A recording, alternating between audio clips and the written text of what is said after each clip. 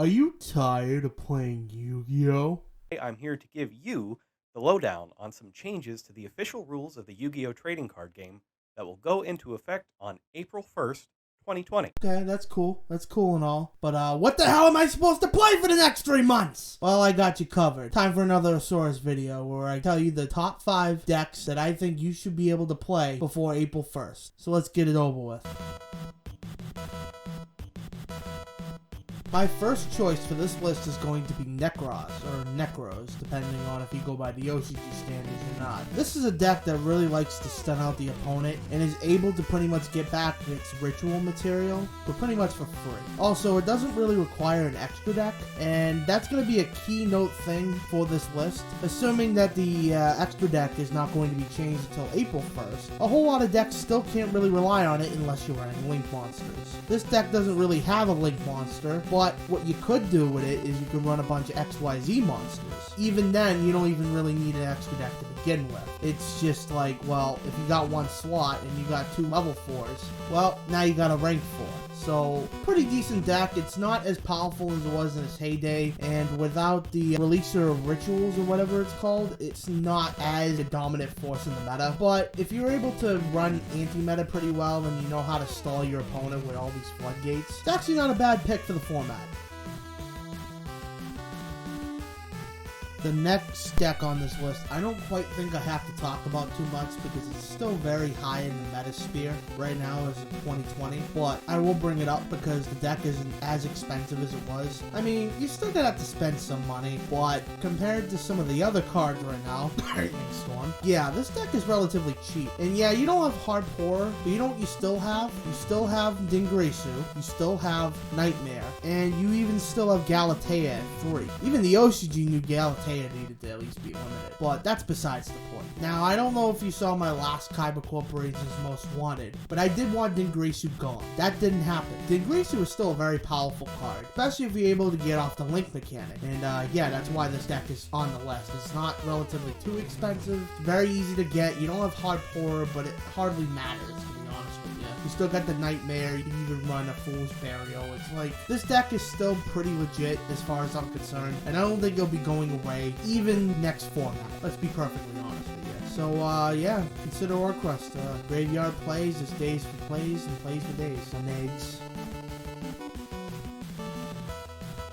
Darkest Diablos with Trap Trap. Now, Darkest Diablos is a deck that came out 2018, I want to say fall. It was a structure deck that at first got a lot of hype, but then kind of spun out of popularity relatively quick when they found out half the virus cards are useless, and Crush Guard got errata that kind of made it irrelevant. Yeah, never Crush Guard an opponent with like Lake Swarms, let me tell you. You just run Lady of Lament, Trap Trick to essentially use as many traps on your opponent as possible. No extra deck needed, though of course you can always run it, much like Necros. And when you have a relatively powerful boss monster that's allowed to discard your opponent's card and can't be tributed by kaijus, it's not a bad pick for the format at all, especially when the extra deck is very tight. Yeah, Darkest Diablos, my friends. Let your heart submit to darkness.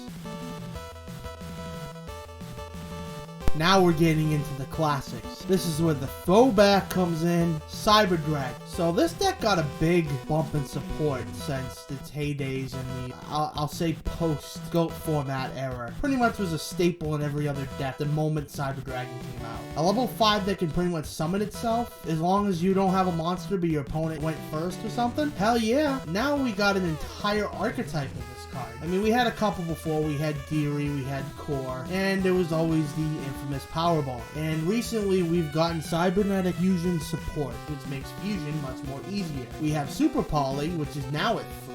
So yeah, if you want to pick a Fusion deck that's great for the format of not having slots for the extra deck, yeah, I mean, Cyber Dragon's your pick. Like I said, the most basic play is pulling out a Power Bond, which is literally fusing to make it 8,000 attack, and it inflicts piercing damage. They even have a Link monster, which is also why I'm suggesting them. Having a Link monster that points down or left and right is always a good thing. But to be real, when you have your opponent staring down an 8,000 Cyber End Dragon, who needs other extra deck monsters? Alright, so now I might be cheating a little bit on this last suggestion, but depending on how you play these decks work separately or just as powerful together. I'm giving you a three-way tie between Kaiju, Crusadia, and Mech Knights. Let's start off with the deck I'm most familiar with, Crusaders. Crusadia is a link-based deck, already a plus there assuming you have no other extra deck options. You can even run Synchros, which is very unique for a link deck. Not that you'll be needing them much right now, of course, but always in the future, you know. Anyways, so basically you're going into link plays by using the Crusadia monsters to make link summons, get off searches, and pretty much summon 2,000 attack point equal max that can potentially OTK your opponent if you have the right setup. Mech Knights are just a bunch of cards, high-level monsters, mind you, that have effects that allow them to be summoned the moment there are 2 or more cards in a column. So they take advantage of the column mechanic that links were pretty much trying to make a big deal, which never quite came into fruition, but nonetheless they rely on columns being filled up so they can be special summoned. These 2 decks work relatively well on their own. Then you have your third option, which is Kaijus, which if you're not aware of them by now, they're basically lava golems where they tribute your opponent's monster and give them a new monster, and then they have effects if your opponent has a Kaiju, which should be easy if they had a monster and you just given them a Kaiju, they can special summon themselves. So you give them the weaker Kaiju, usually Kaiju Turtle, and then you use Yugioh or whatever the big ones are, and you screw your opponent's day up. And this also has a very good mesh with Crusaders. So these decks alone can essentially work on their own, but when collabs are going down, oh, let me tell you, they make fire mixtapes. Kaiju Sadia was totally a deck at one point. It's still a deck. And then on top of that, like I told you, Crusadias also have tuners. So you know what that means. The Dual Devastator, the Overload, whatever, giving us the Needle Fiber. All that Needle Fiber. So yeah, Crusadias, Necros, Cyber Dragons, Orcrus, Darkest Diablos, Kaijus, and Mech Knights. Those are going to be my picks for pretty much trying to wait out a whole 2 months, 3 months at this point, just so we can play our Synchro Fusion fucking stupid anime decks that we all know and love. So until then, there'll be a new Kaiba Corporation soon. It'll be for the next format. Definitely gonna need to get that done. Tell me what you guys think is a good deck to play for the next 2 months that we got remaining, and peace.